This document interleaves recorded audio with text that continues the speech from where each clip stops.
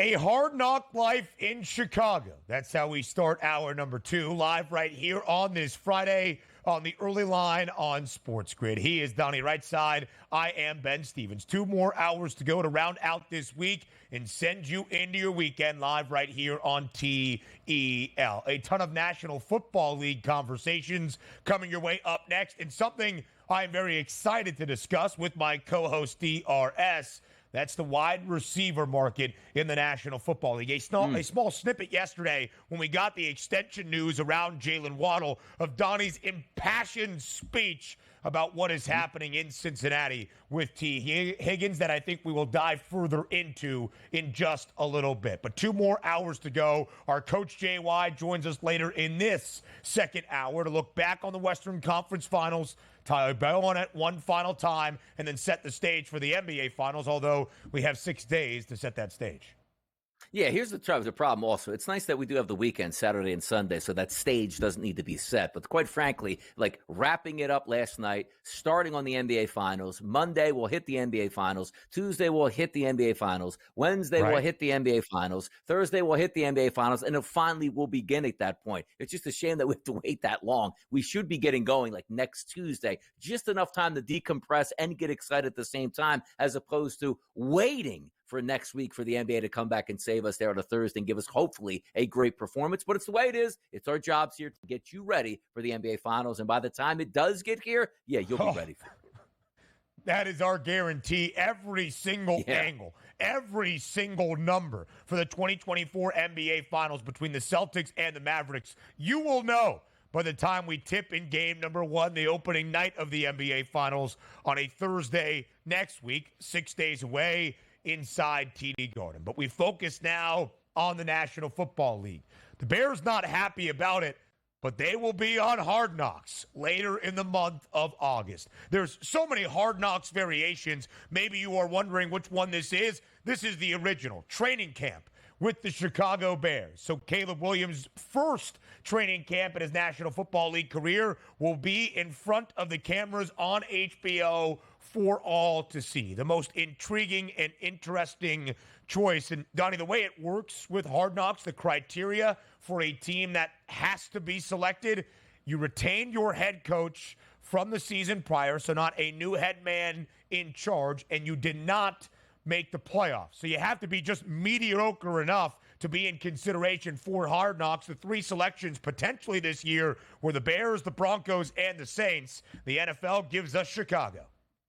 Yeah, and I'm glad they did give us Chicago, because there's a lot of fun topics to look at. New quarterback, generational kid coming to town, a revamped team with a lot of optimism heading into 2024. Those are the teams that we like to see here. Like if they would put the Saints on, I'm not even so sure it even register on the rating scale at that point. Like who's going to want to watch, hey, can Derek Carr come back and be a solid quarterback? Did you see what Taysom Hill was doing in the offseason? Like, nobody cares about that. We care about the Chicago Bears. It was a good choice by the NFL. And also, just a side point on this, Ben, I always get a kick out of this. Like, the coaches can't stand it at this point. Like, if coaches had their way, Ben, NFL games wouldn't be broadcast on TV because nobody would want to see what the actual plays would be. So I usually get a kick out of that. But from an ownership standpoint, you should love being on Hard Knocks. It's a chance to put your team in a positive light, which always gets much, much more eyeballs, particularly in your hometown, and gets everybody interested. It opens us up to the world. Like, wow, maybe the Chicago Bears, if I didn't have a favorite team, could be my favorite team. But it's a very intriguing story and a very good choice here for Hard Knocks.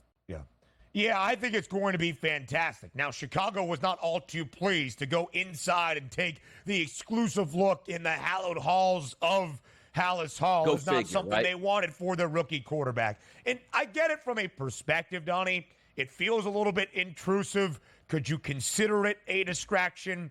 I guess. There's cameras following your every move as you're trying to get ready for a National Football League season. But I don't think the notoriety is all that bad if you can shape it from a positive perspective. And frankly, the Bears should be very positive in their outlook entering 2024. Not just the generational quarterback prospect that is Caleb Williams, but a Bears team that won 5 of their final 7 games last year in the regular season, led by a great defensive effort under Matt Eberflus as he took back the reins of the defense. It's why he's back for year number 3 at the helm in the Windy City. And don't just take the Hard Knocks bump or the approach of it. The odds makers are telling you right here, right now, following a successful offseason that culminated in a great NFL draft for the Bears, Chicago is expected to have a winning record, be above 500 this year, 8.5 the win total. The over has the juice. They are favored with a minus money price to reach the postseason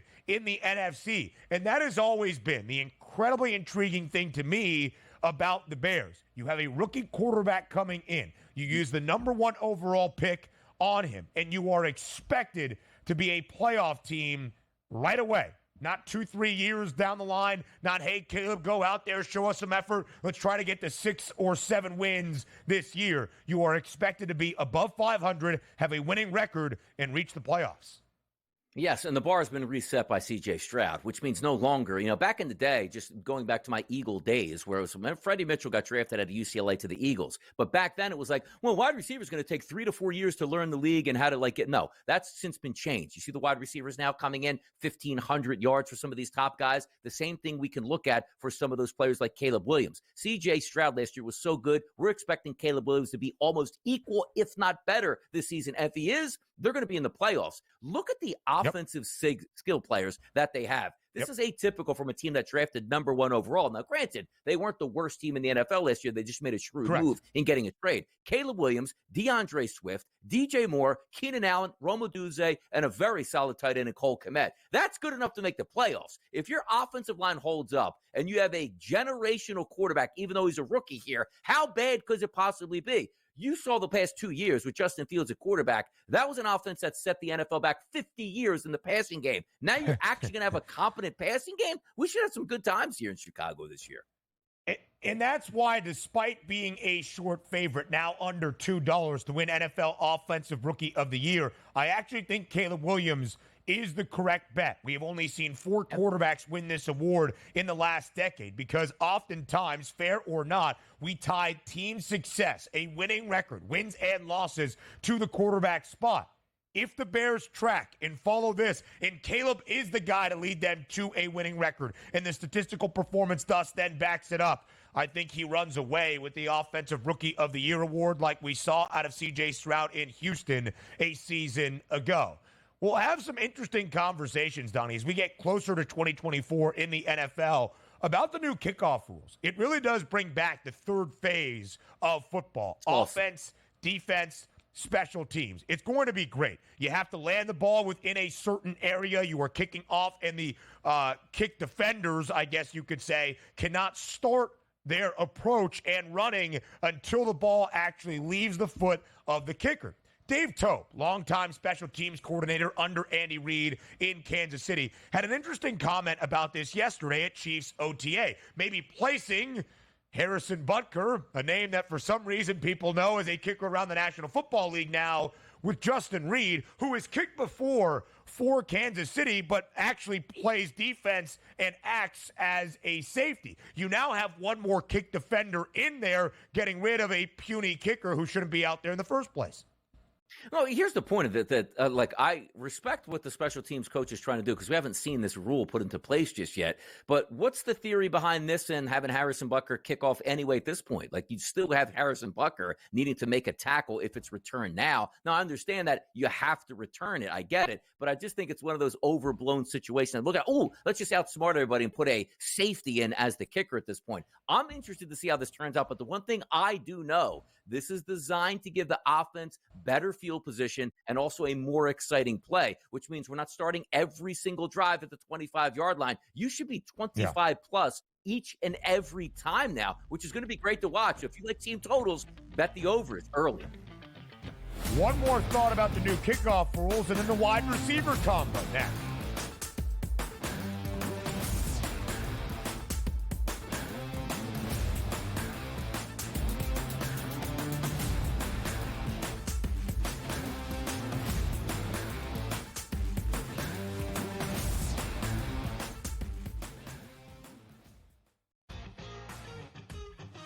And now you have to qualify in these majors you got to go do it, man. Like, and it just comes off really petty to sit up there and be like, I'm not. You know what you signed up for. So I don't like the pettiness, and I 100% think Taylor Gooch should be in the major championships.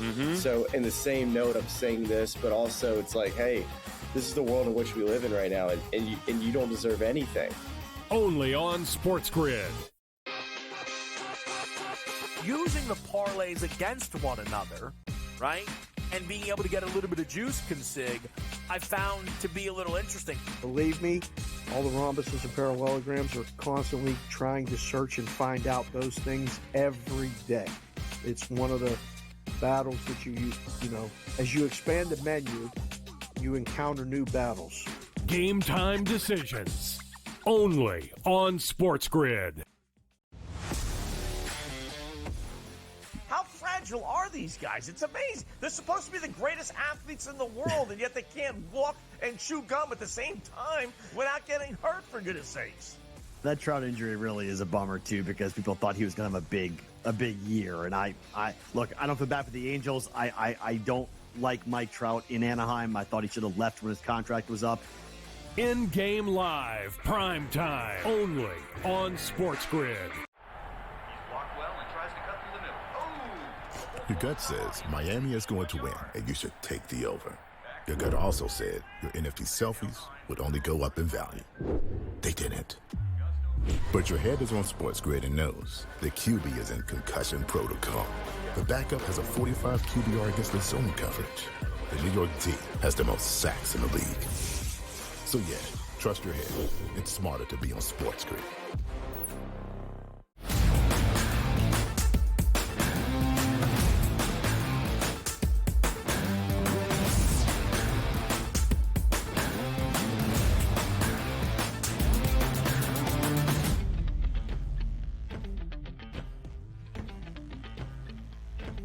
KC special teams coordinator Dave Toub making an interesting point yesterday at OTAs in Kansas City. Maybe replacing your usual kicker, Harrison Butker, losing his job. Maybe he'll figure out some other things to do for Justin Reid with the new kickoff rules in the National Football League. Now, Reid has kicked actual kickoffs and field goal attempts in regular season games for the Chiefs in times past. And Donnie, you said, but if you have Butker or any other kicker out there for your team and he has to make the tackle, then you're going to be in a bad spot either way. The reason this could be different, though, is because the other defenders, the other 10 guys on the field on that kickoff defense, do not get to take off under these new kickoff rules until the ball leaves the foot of the kicker. They don't get the running start like they used to. So you'd have them already 10, 15, 20 yards in front after the kicker watches the ball sail, probably more than likely through the end zone. So if you have the kicker who is an athlete and a safety and a defensive player like Justin Reid, kick it and then immediately start to catch up as well, he's immediately involved in any of the tackling or the defense of that kickoff return, which is very different systematically than what we were used to seeing in terms of NFL kickoffs. Yeah, we'll be overthinking it, but I love it. I think it's a great rule because the worst play in professional sports is the kickoff in football, when 15 to 20 years ago, it was one of the more entertaining plays in sports. So something had to be done, and so many times we rag on the NFL. These rules stink. You're taking hitting out of the game. This is one of those rules that I equate to Major League Baseball when Rob Manfred stepped in and said, this game is stale as hell. Something has to happen to move the pace along. This should be able to do that. No longer just going upstairs to grab a beer and coming back knowing it's been a touchback. You might miss one of the more exciting plays of the game. It brings back the kick returner position. Keep an eye for the Eagles on a guy like, I don't know, Cooper DeJean, who is electric with the football in his hands. Can you imagine DeJean and Will Shipley back there together? Come on now. Come on now. Man, take a look under those lids and you might be surprised. Oh, man. I mean, the sky is the limit here in Philadelphia next year, people. Wake up. Wake up. For sure. Listen, the New York Jets making an intriguing signing earlier this week. Tariq Cohen, former running back for the Bears, who was one of the fastest guys in the National Football League, that based on injuries hasn't played in the NFL since 2020. The Jets bringing him back, hoping to reincorporate him now with these new kickoff rules. It brings back jobs. It brings back a skilled position, and it brings back a phase of the game. That's why when Dave Tobe was talking about this, what else do you have a special teams coordinator for? This is the fun of it all. All right, DRS, now into the wide receiver deals that we have seen this offseason. Most recently, Jalen Waddle agreeing to a 3-year, $84.75 million extension yesterday with the Miami Dolphins. That's a little bit more than $28 million annually on an average salary basis. That makes Jalen Waddle the 4th highest paid receiver in the National Football League. The two guys at the top of this list, A.J. Brown for the Eagles, Amon-Ra St. Brown, signing those extensions this offseason. They are 2 of 3 wide receivers that make $30 million a year or more, joining Tyreek Hill. So the Dolphins have wide receivers highest paid 3 and 4, and the other 2 guys that lead all of the National Football League signed those deals this offseason. The wide receiver market is being reset. We are seeing astronomical figures, and it just follows how much money there is in the National Football League. Yes, there's a ton of money out here, and we always see the actual salary cap is, we can't go over that. That's just owners talk between owners to get it out to the public where we don't have to spend this money. But the owners are so rich now, most of them, they're willing to give out a lot of front-end money here to keep their players happy and circumvent the salary cap. You're taking a look at a position now that's dominant. It used to be we talked about, well, you got to have defensive ends, you got to have cornerbacks, you got to have, quarterbacks, obviously. And then, yes, the wide receivers will get paid, but there's so many of them that we could just keep redrafting them. That has since changed. It is such an offensive league now that, yes, you're always going to pay your quarterback, but it seems now teams are willing to extend those wide receiver deals all the way down to number 2s and number 3s here. When in the past was, just get me a number 1 wide receiver, we'll find number 2 and number 3. But now you're seeing so many teams across the NFL paying number 2s like number 1s, and rightfully so. But even though you take a look, do we look at any of these guys, Amon-Ra St. Brown, A.J. Brown, Waddle, Smith, and Collins, and Pittman, and go like, that was a massive overpay. Those guys aren't worth it. No, they're absolutely worth it. Do you watch football on a Sunday-to-Sunday basis here where these guys are dominate? They absolutely deserve to be paid. Now, there's other guys around the league that are going to come into their own, like a CeeDee Lamb. He's going to splash that account. A Jamar Chase eventually going to splash down. Justin Jefferson is going to absolutely reset the market when he goes. This is the new day and age of the NFL. No longer owners saying, I can't pay 2 or 3 wide receivers. No, you can now, and people are doing it, teams are doing it, and they're being successful doing it as well. Now, you might say, Jalen Waddle, 4th highest paid receiver in the National Football League at this moment. Listen, I think Waddle is great. I bet the over on his receiving yards props. He's as fast as they come, but paid as the 4th highest wide receiver in the National Football League, he's not even in the top 10 or top 15. It doesn't matter. That's just where the market is going, and it should be shared, as Jalen Waddle just completed year number 3, that the extension of 3 years on top of the final 2 years of his rookie deal, the annual average over the cumulative 5 years is not north of $28 million, making him the 4th highest paid wideout in the National Football League. But to Donnie's point, at a certain time in this summer, in this offseason, this market is going to be reset again, whether it's Jamar Chase, Justin Jefferson, maybe even CeeDee Lamb. Somebody is going to make damn near $35 million per year, and we are going to be astonished, and rightfully so. That's a lot of money, but it is where the wide receiver market is going. 2 to 3 years down the line, it might look like a discount to have somebody like Amon-Ra St. Brown at $30.2 million per season. Exactly. You see A.J. Brown, 3 years, $96 million. The Eagles just gave him a monster deal to come over from Tennessee, which is the reason why he's still not in Tennessee. So these teams also are willing to say, you know what? If you're playing good, we'll keep extending you and pay you even more money. Why? Because you're worth it. Hello, Cincinnati Bengals, because they are worth it. You get it? You got to think, if Jamar Chase is the priority and gets his contract extension first, that means the T. Higgins time in Cincy is probably done. It would look kind of weird, the disparity there. Higgins placed under the franchise tag back in March. Puck Talk with Donnie and Ben next.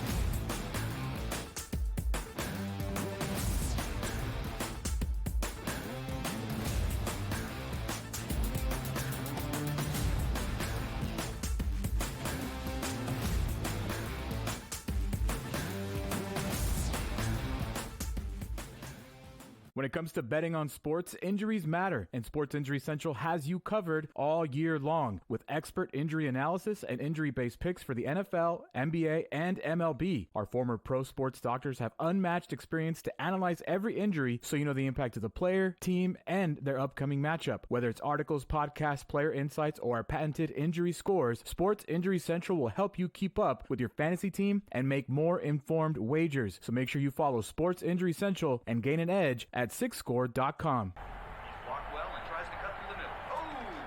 Your gut says Miami is going to win, and you should take the over. Your gut also said your NFT selfies would only go up in value. They didn't. But your head is on SportsGrid and knows the QB is in concussion protocol. The backup has a 45 QBR against the zone coverage. The New York D has the most sacks in the league. So yeah, trust your head. It's smarter to be on SportsGrid. Anyone that's been to a sporting event, the atmosphere before a game, I think Game Time Decisions has that same exact atmosphere. This is our arena. This is what we do. There is going to be an energy to Game Time Decisions that you will feel night in and night out. The excitement you get when you lock your bets in, when you're figuring out what you want to do, we can zone in on the biggest games each night. I want this to be the place that people come to before the games start so they feel as ready as possible to lock in their cards. We are going to hit every single one of those markets that you need to know about. We're going to go through every single thing, and I've got a great team behind me that's going to help me get the job done. There is not going to be a better place, I promise you, than Game Time Decisions to get that new information, react to it, and be able to then bet accordingly. We will have everything at our disposal, and we will use that to our advantage. I'm Kevin Walsh. Tune into Game Time Decisions from 6 to 8 p.m. Eastern on Sports.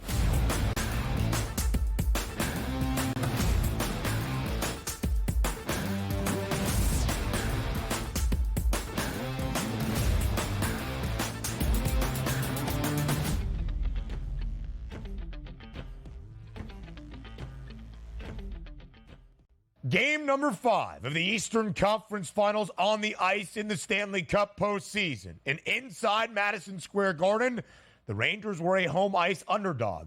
And it turns out the odds makers had it correct when all was said and done after 3 periods in game number 5. The Panthers pounce to the tune of a 3-2 victory in game 5 to take a 3-2 series lead in the Eastern Conference Finals. Chris Kreider tickled the twine first in the game. New York took an early 1-0 lead in the second period after we were tied at 0-0 following one. But it was Florida's response. They scored 3 unanswered before New York did score a second in the third period. Just not enough to muster up the comeback. Last 4 games, the RS, in this series decided by just a single goal. Of course, games 2 through 4, even reaching that extra session in overtime. So Florida as a -125 moneyline favorite inside MSG, victorious in game number 5.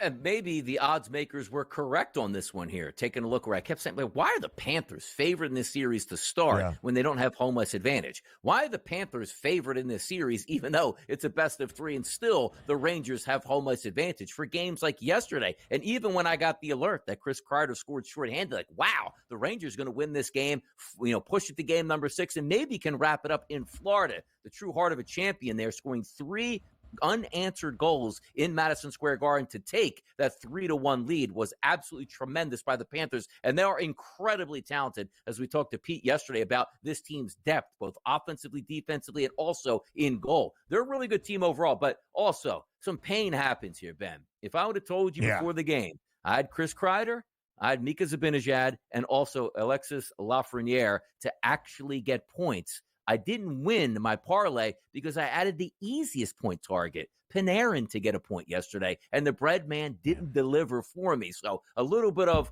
anger towards the Rangers because my go-to guys usually show up, and the minute I saw Zibanejad got an assist from Kreider, I'm like, this is going to be golden here. Just give me at least one more goal because I know Panarin is going to show up somewhere, and he just didn't yesterday. The Rangers up against the wall now. Listen, Igor Shesterkin, great again yesterday, 34 saves in net. Shesterkin had his streak of 30 consecutive playoff games of allowing 3 goals or less come to a close back in game number 4 against the Hurricanes. He allowed 4 goals in back-to-back games against Carolina, the 2 games the Canes took in the second round of the Eastern Conference playoffs. But here in this series, 3 goals or less in 4 of the 5 games, but Florida a 3-2 series lead. Now the Panthers minus 490, nearly an odds-on $5 favorite in minus money to win this series outright. That's because we return to Sunrise tomorrow night. 8 p.m. Eastern time is puck drop for game number 6. In Florida, as you saw there, in 6 games is minus 170. Donnie, do we have a chance? Could we see a game 7 back inside Madison Square Garden on Monday night?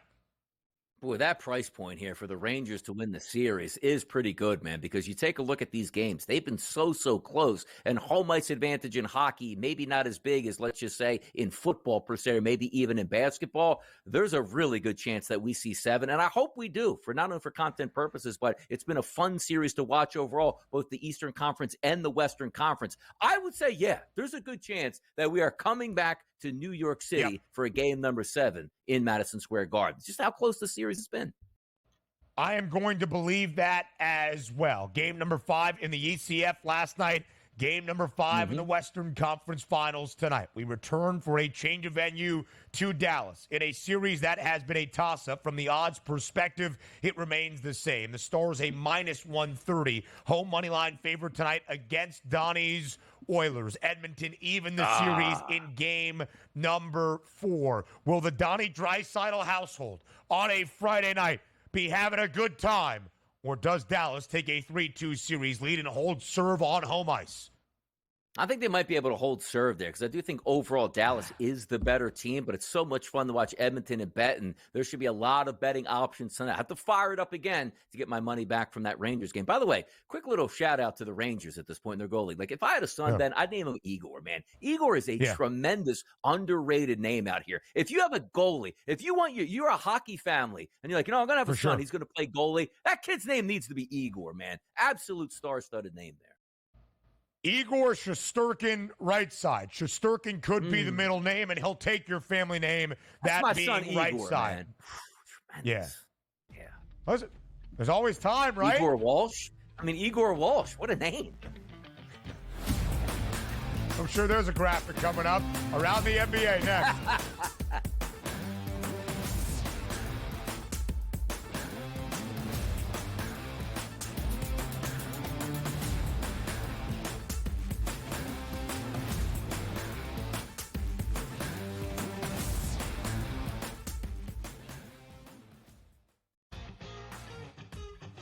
And now you have to qualify in these majors. You got to go do it, man. Like, and it just comes off really petty to sit up there and be like, I'm not. You know what you signed up for. So I don't like the pettiness, and I 100% think Taylor Gooch should be in the major championships. So in the same note of saying this, but also it's like, hey, this is the world in which we live in right now, and you don't deserve anything. Only on SportsGrid. Using the parlays against one another, right, and being able to get a little bit of juice consig, I found to be a little interesting. Believe me, all the rhombuses and parallelograms are constantly trying to search and find out those things every day. It's one of the battles that you know, as you expand the menu, you encounter new battles. Game time decisions. Only on SportsGrid. How fragile are these guys? It's amazing. They're supposed to be the greatest athletes in the world, and yet they can't walk and chew gum at the same time without getting hurt, for goodness sakes. That Trout injury really is a bummer too, because people thought he was going to have a big year. And I look, I don't feel bad for the Angels. I don't like Mike Trout in Anaheim. I thought he should have left when his contract was up. In-game live, prime time, only on SportsGrid. Your gut says Miami is going to win, and you should take the over. Your gut also said your NFT selfies would only go up in value. They didn't. But your head is on SportsGrid and knows the QB is in concussion protocol. The backup has a 45 QBR against the zone coverage. The New York D has the most sacks in the league. So yeah, Trust your head. It's smarter to be on SportsGrid.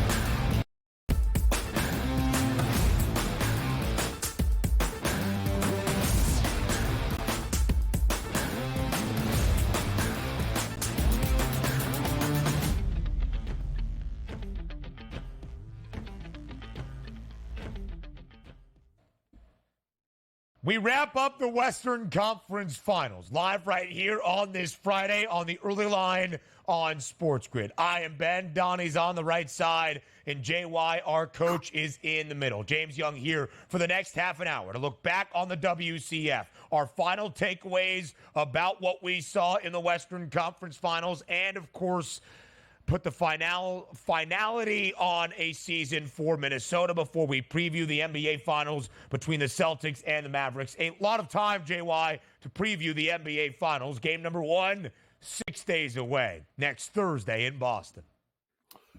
Well, I was hopeful. I think Donnie was as well, that we were going to get a little bit of a cover by the Minnesota Timberwolves, but someone named Luka Doncic kind of put that to rest, I would say, quite early in that game last night. 124-103, as Donnie alluded to. 20 of the 36 for Luka coming in that opening quarter. Dallas's dominance from the very start. They win outright, JY, as a 5-point road underdog in all 3 road games in the Western Conference Finals. The Mavericks win outright. And when you have Luka Doncic and Kyrie Irving combined for 72 total points as a duo in a 5th game to clinch a series and a berth in the NBA Finals, not much Minnesota could do on the other side. How will you remember the performance out of Luka and Kyrie last night? They told the fans to drive home safely, and it was Luka first quarter, Kyrie second quarter. And I've talked about this with you guys about the ability of these two guys to literally switch roles of who's the Batman, who's the Robin, who leads the team in scoring, and then who takes over after that. And it just makes them incredibly hard to guard. So if you think about first quarter, Luka Doncic, 20 points, 4 3-pointers. Man, 3 of them were from at least 28 feet out. 2 of them on Ant early on in the game. He outscores Minnesota by himself, 20-19 in the first quarter. Then Kyrie second quarter, 5 of 5, 15 points. Those two were dynamic for a team that really, when you go on the road, you want to shut the crowd up early. And that's what I thought we needed to see out of the Timberwolves is the ability to try and keep the crowd involved. It did not happen. They jumped them early. And to look at Kyrie and Luka to score 44 points in the first half compared to 24 by Ant and Cat. I know they got going a little bit later on, but it was already over by that point. Luka has always been in the MVP race for the past couple of years, and we know how talented he can actually be. But the one point of emphasis that we've always looked at the Mavericks for as coach was, can we just get that Batman and Robin? Can you just get a superstar to play side by side and elevate their game to make sure that if Luka Doncic, A, isn't having his greatest game, you can take over. But if he is having a great game, you can actually match that performance. Talk to us about Kyrie Irving and Luka Doncic, the evolution of when he got to the Mavericks to what we're seeing now and how incredible this duo has been.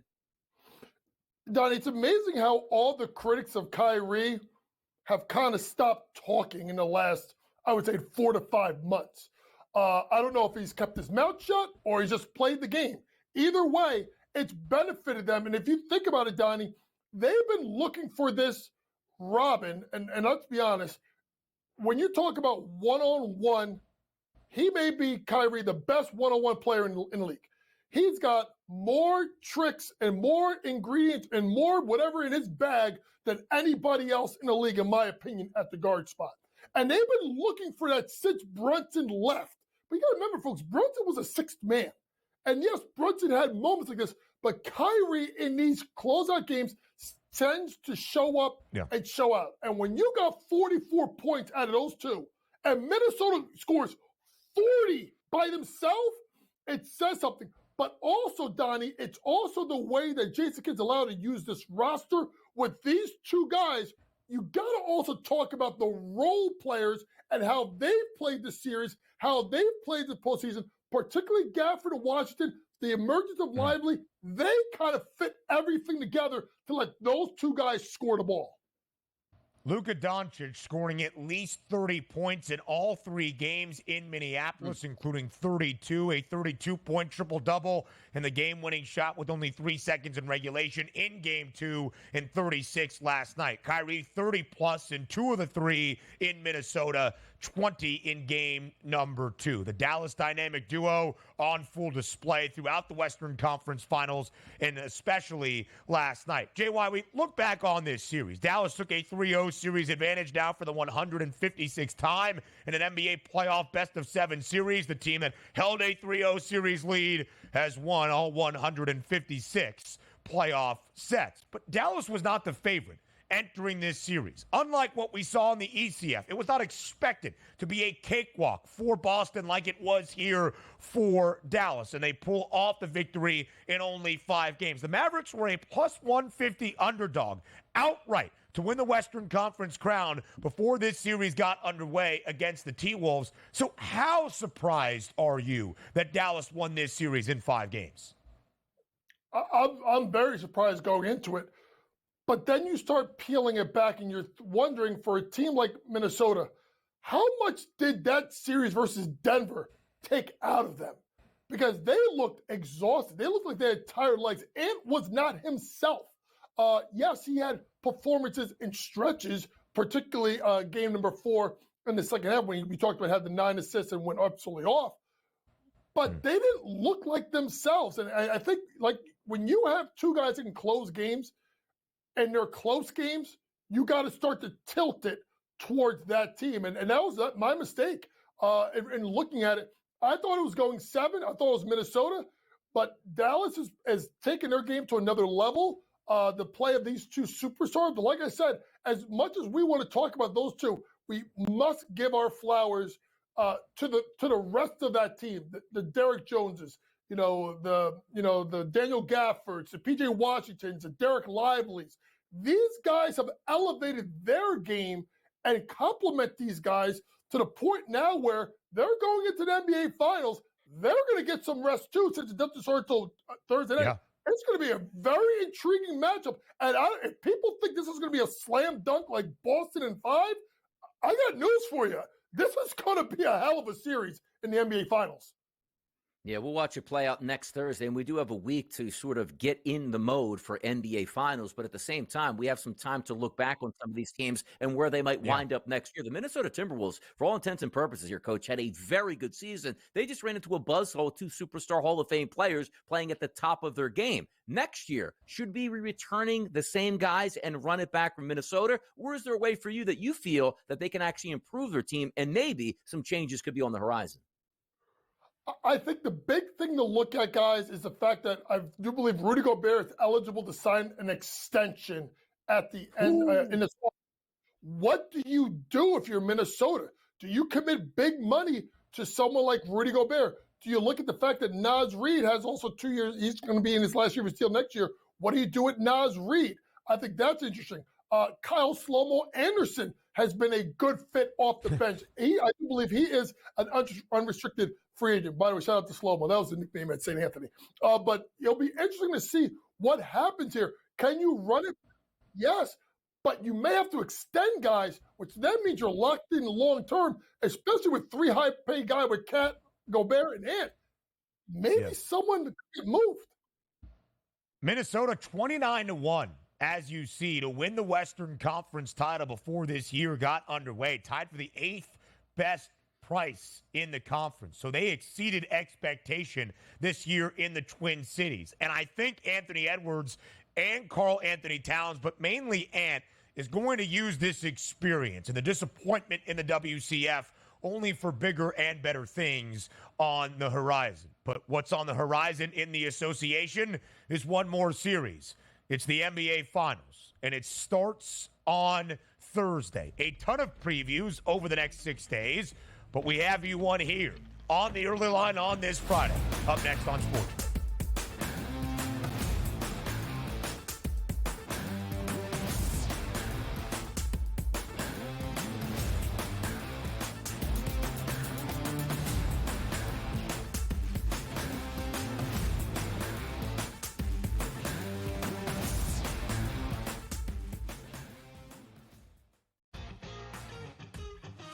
And now you have to qualify, and these majors, you got to go do it, man. Like, and it just comes off really petty to sit up there and be like, I'm not. You know what you signed up for. So I don't like the pettiness, and I 100% think Taylor Gooch should be in the major championships. So in the same note, I'm saying this, but also it's like, hey, this is the world in which we live in right now, and you don't deserve anything. Only on SportsGrid. Using the parlays against one another, right?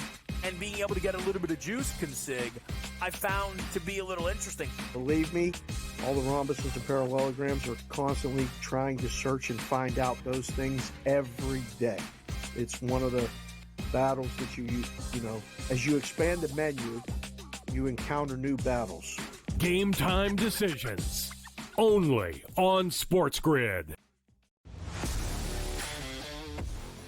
How fragile are these guys? It's amazing. They're supposed to be the greatest athletes in the world, and yet they can't walk and chew gum at the same time without getting hurt, for goodness sakes.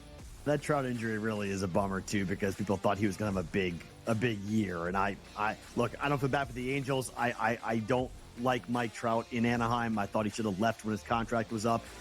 In-game live, prime time, only on SportsGrid.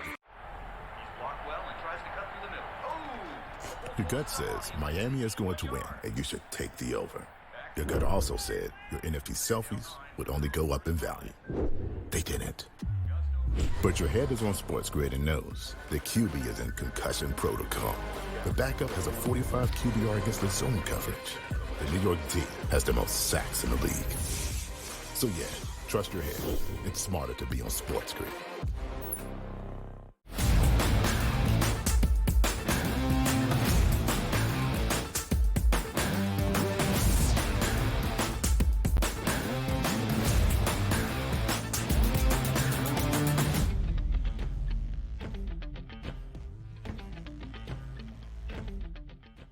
We are live right here on the early line on SportsGrid on this Friday. The conference finals round in the NBA postseason has now come to a close. Boston a sweep in only 4 games in the Eastern Conference Finals over the Pacers. Dallas a gentleman's sweep in 5 games, winning all 3 games in Minneapolis over the Timberwolves. So here we are, JY. We'll talk about Boston in just a moment.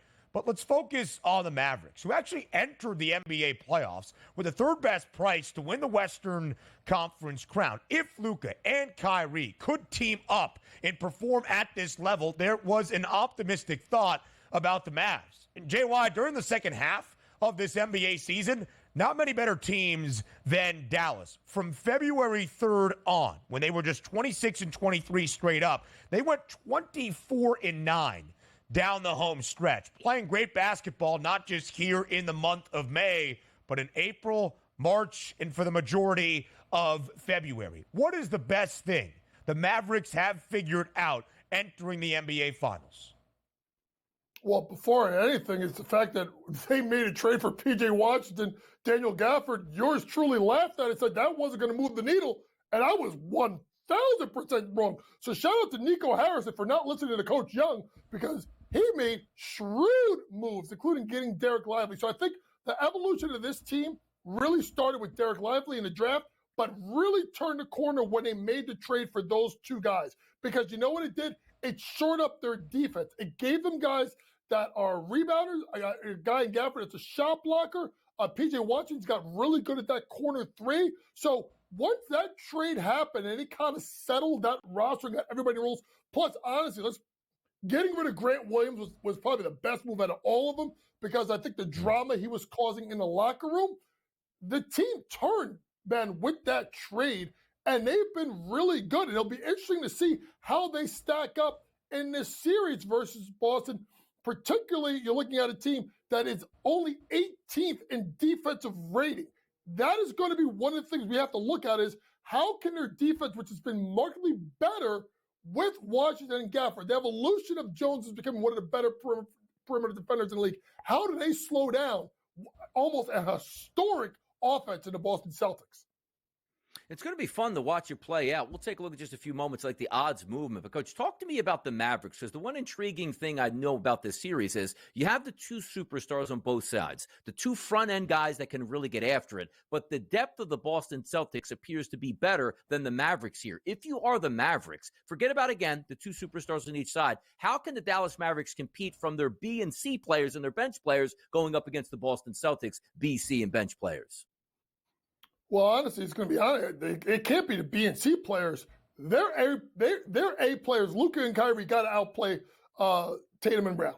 Well, let's be honest. That is where this thing is lined up. Because if they could play at a superstar level, like the way they played last night, then everybody else falls in the line. And you don't have to depend, Donnie, on a lot of those other guys.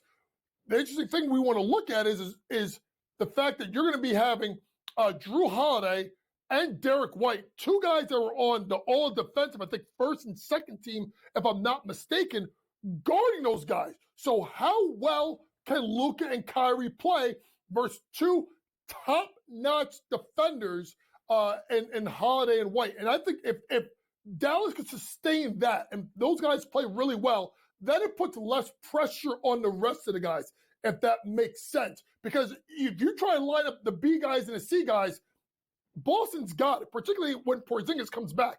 It's about how much can Dallas's A guys outplay Boston's A guys. If they do it by enough of a margin, I think it could offset the B and C and give them a chance to win the title.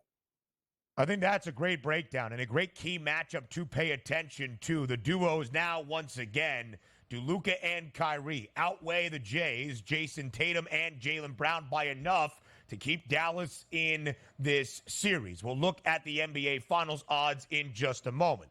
Dallas back in the NBA Finals for the first time since 2011. Just the third time in franchise history for the Mavs reaching the NBA Finals. And in 2011, they won the Larry O'Brien Trophy led by Dirk Nowitzki. For the Boston Celtics, of course, they have 17 of those Larry OBs, and this young core tasked with winning number 18 in Beantown. And JY, that's how we have looked at this core. Jason Tatum, Jaylen Brown leading the Celtics. It's how we have looked at Boston all year. A co-favorite to win the NBA championship in the preseason. By the time we reach the middle portion of this year, solo favorites, and that's where they have remained for pretty much the entirety of the NBA campaign. So this is the final evaluation piece on Boston. Are the Celtics ready to pass that one last test? They better be. And to me, the one guy I'm looking squarely at is Jason Tatum, because I can't get the 6 for 18, 13-point Game 6 performance out of my mouth in an elimination game in 2022. Jason Tatum has shot, I think, under 37% in that NBA Finals versus the Warriors. See, if you really look at it, Ben, out of the two Jays, Jaylen Brown was a better player in 2022 in the Finals than Jason Tatum. Jason Tatum that at times can throw up stinkers. It was interesting because Josh Hart made a statement, I think 2 days ago, talking about like Derek White is almost more indispensable than Jason Tatum, which it rubbed people the wrong way, but it speaks to the fact that Jason Tatum's got to step up. Like, this is his moment. This guy has been crowned for the longest time as being a top 5 player, top 10 player in the league. This is where he's got to show his mark. We don't care about the regular season. We don't care about who you went through in the Eastern Conference. Jason Tatum has to be a top 10 player in this sport, in this series. Because I know one thing's for sure. I know Luka's going to bring it. I have a feeling Kyrie, his mind is right. He's going to bring it. Jason Tatum, out of the 4 superstars, guys, is the one that I honestly question the most. He has to bring it for Boston if they're going to win the championship. With the Celtics being a minus 220 favorite to win this series outright, Tatum is the favorite to win the NBA Finals MVP. He was also in the Eastern Conference Finals, and that hardware went to his teammate Jaylen Brown, who was sensational in those 4 games against Indiana. You saw the odds. The selection's next.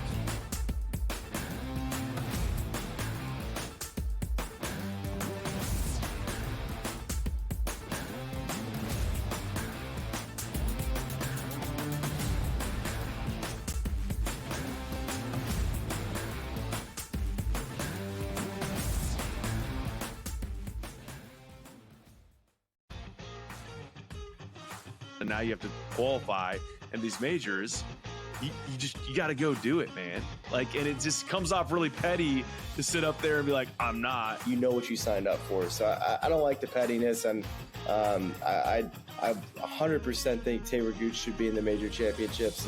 So in the same note, I'm saying this, but also it's like, hey, this is the world in which we live in right now, and you don't deserve anything. Only on SportsGrid. Using the parlays against one another, right? And being able to get a little bit of juice consig, I found to be a little interesting. Believe me, all the rhombuses and parallelograms are constantly trying to search and find out those things every day.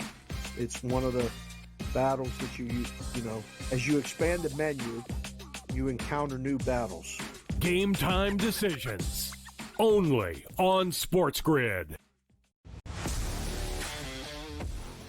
How fragile are these guys? It's amazing. They're supposed to be the greatest athletes in the world, and yet they can't walk and chew gum at the same time without getting hurt, for goodness sakes. That Trout injury really is a bummer too, because people thought he was going to have a big year. And I look, I don't feel bad for the Angels. I don't like Mike Trout in Anaheim. I thought he should have left when his contract was up. In-game live, prime time, only on SportsGrid. Your gut says Miami is going to win, and you should take the over. Your gut also said your NFT selfies would only go up in value. They didn't. But your head is on SportsGrid and knows the QB is in concussion protocol. The backup has a 45 QBR against the zone coverage. The New York D has the most sacks in the league. So yeah, trust your head. It's smarter to be on SportsGrid.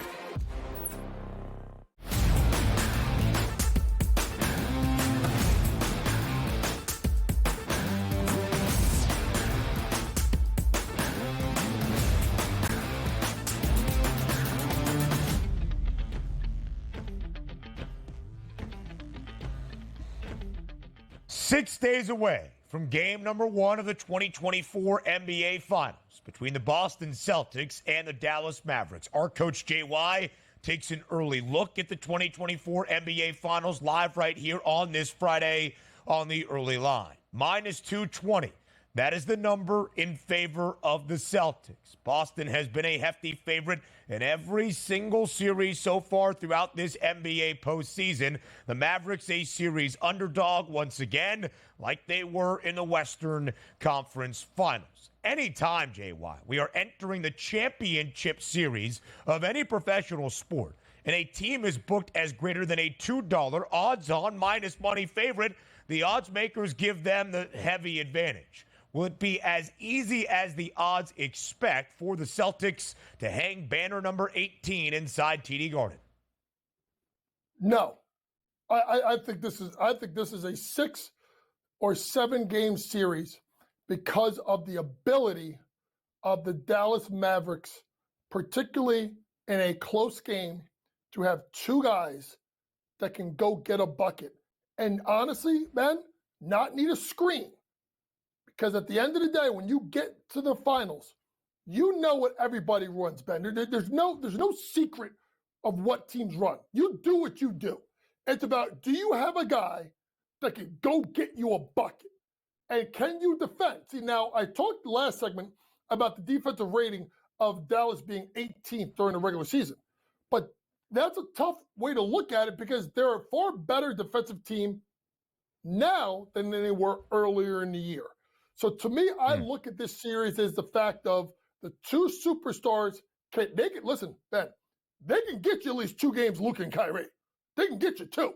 The question is can they get the other 2? I think this is going to be a great series, 6 or 7 games. This is not going to be an easy one if the Celtics win it.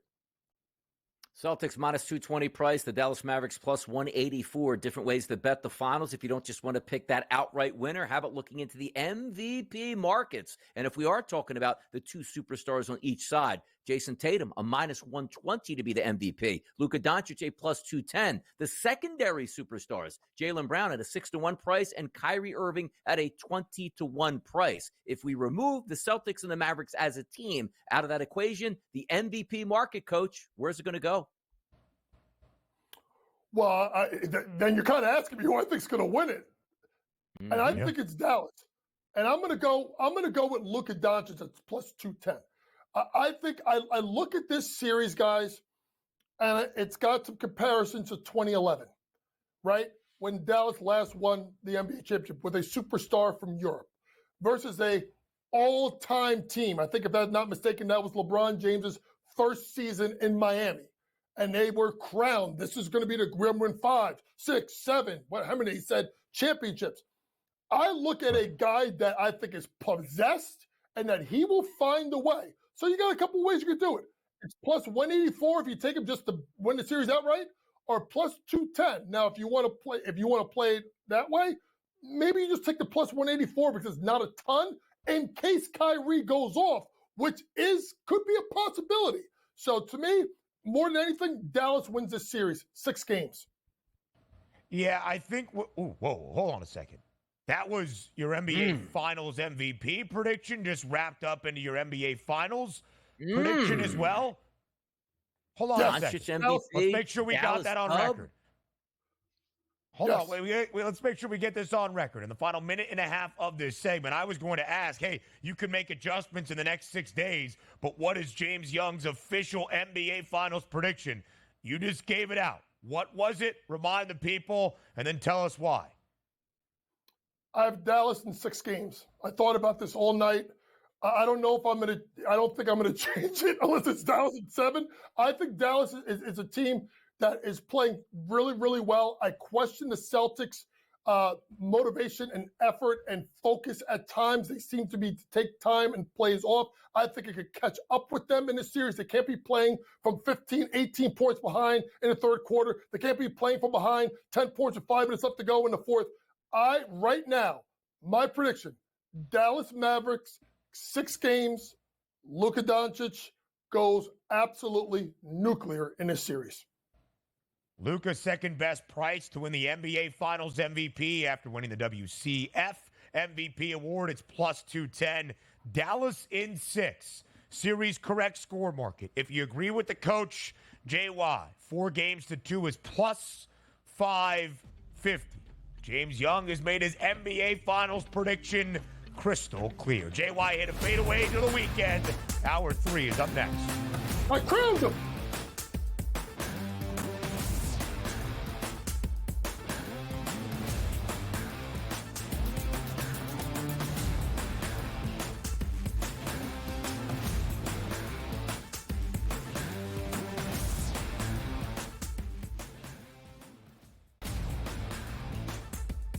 The numbers might look crazy, especially depending on where you think Jared Goff falls in the National Football League. I would consider him, maybe as crazy as this sounds, a top 10 quarterback. And again, the theory behind paying your quarterbacks and your top-rated players, pay them earlier. The longer you wait, it only costs you money. If you have a top-flight wide receiver, pay him here. The Early Line, only on SportsGrid. It's smarter to be on SportsGrid, your 24/7 sports wagering network. The Early Line. Magical and historic season in Lincoln, Nebraska continues. He is the best player in the NBA, but also in the biggest moments where the national media is watching. Newswire. Something that we have never seen happen before with one of the iconic coaches in the game. Pharrell, coast to coast. The team covers. It's automatic. It's every time. Not sometimes. It's every time. Game time decisions. Luka is actually far more dangerous from 3 on the road this year than at home. This game here tonight, you may want to consider taking as many points as humanly possible. In-game live, prime time. We got not 1, but 2 coaches fired systems in place. Sports Rage this late sort night. of has letdown written all over it. It's going to be hard to match the emotion that they played with the other night. It's smarter to be on SportsGrid. The Bostonian versus the Book. That was Aaron Rodgers' thing. It's your quarterback in the first round. Yeah. It's a luxury pick. We don't have the luxury. We're trying to win right now. I'm in a window right now, and you're going to say, no, we're going to plan this for the future. With a guy who had 4 years, 4 seasons ended by injury. 4. Like, Michael Penix is a walking injury. Like, what are you doing taking him in the top 10? The Bostonian versus the...